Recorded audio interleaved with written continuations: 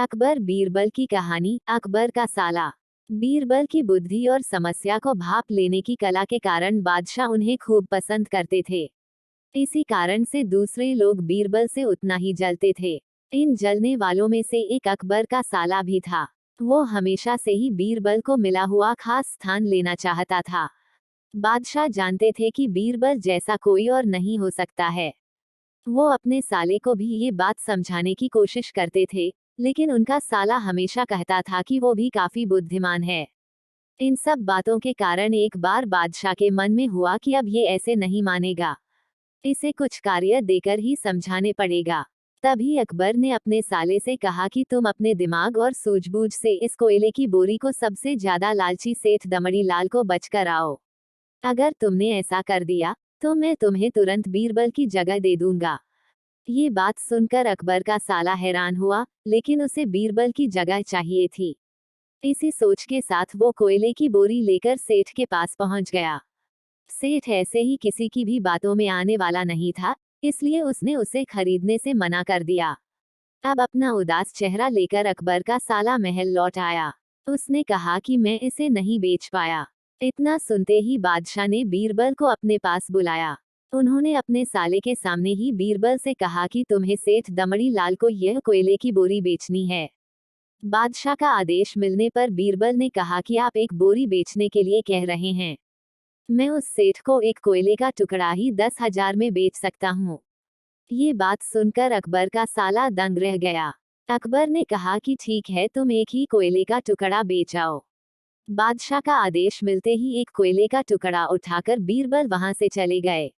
उन्होंने सबसे पहले एक मलमल के कपड़े का कुर्ता अपने लिए सिलवाया। फिर उसे पहनकर अपने गले में हीरे मोती की मालाएं डाल ली और महंगे दिखने वाले जूते भी पहन लिए।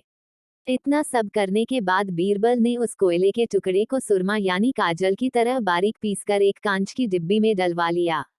इसी भेष में वो महल के मेहमान घर में आ गए। फिर बीरबल ने एक इश्तिहार दिया कि बगदाद में एक जाने माने शेख पहुंचे हैं, जो जादुई सुरमा बेचते हैं। सुरमे की खासियत में बीरबल ने लिखवाया कि इसे लगाने वाला अपने पूर्वजों को देख सकता है। यदि पूर्वजों ने कोई धन छुपा कर रखा है, तो वो उसका पता भी बता देंगे। इस इश्तिहार के सामने आते ही पूरे नगर में बीरबल के शेख रूप और चमत्कारी सुरमे की ही बात होने लगी। सेठ दमड़ी लाल तक भी यह बात पहुंच गई। उसके मन में हुआ, जरूर मेरे पूर्वज ने धन गाड़ रखा होगा। मुझे तुरंत शेख से संपर्क करना चाहिए। इतना सोचकर दमड़ी लाल शेख बने बीरबल के पास पहुंचा।